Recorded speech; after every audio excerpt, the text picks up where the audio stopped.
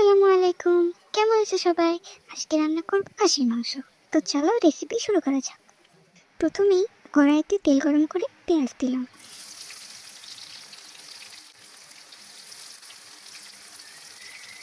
কিছুক্ষণ পর বুঝলাম ওরা ভাজা ভাজা প্রেমে পড়ে গেছে।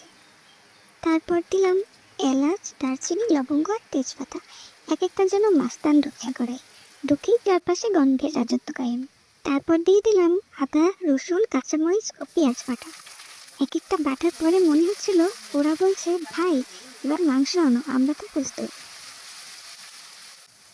তারপর একটু নাড়াচাড়া করে দিয়ে দিলাম স্বাদ মতো লবণ, হলুদ গুঁড়ো, ধনিয়া গুঁড়ো আর অল্প একটু শুকনো মরিচের গুঁড়া।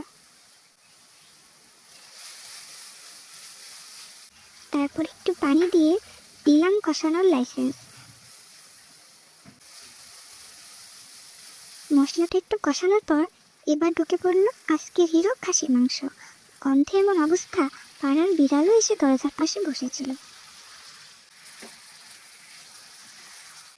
মশলাটা মাংসের সাথে ভালোভাবে মিশিয়ে 5 মিনিট ঢাকনা দিয়ে রেখে দিলাম।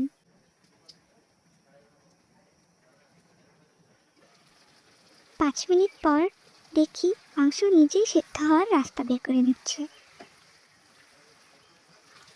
তারপর নাড়াচাড়া করে আবার 10 মিনিটের জন্য রেখে দিলাম।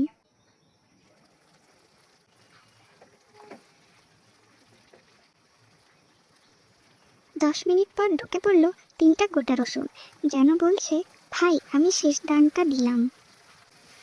তারপর একটু নেড়ে ঝেড়ে আবার 15 মিনিটের জন্য মাঝারি আঁচে রেখে দিলাম। 15 মিনিট পর ফিরে এসে দেখি এই অবস্থা। এই ভিডিও দেখে যদি তোমার মুখে পানি না আসে, তবে তুমি মানুষ না, তুমি সম্ভবত রোবট। প্রতিদিন যদি এমন মজার রান্না আর ফানি স্ক্রিপ্ট পেতে চাও, তাহলে একটা গোটা মেরে ফলো করে দাও। আল্লাহ হাফেজ।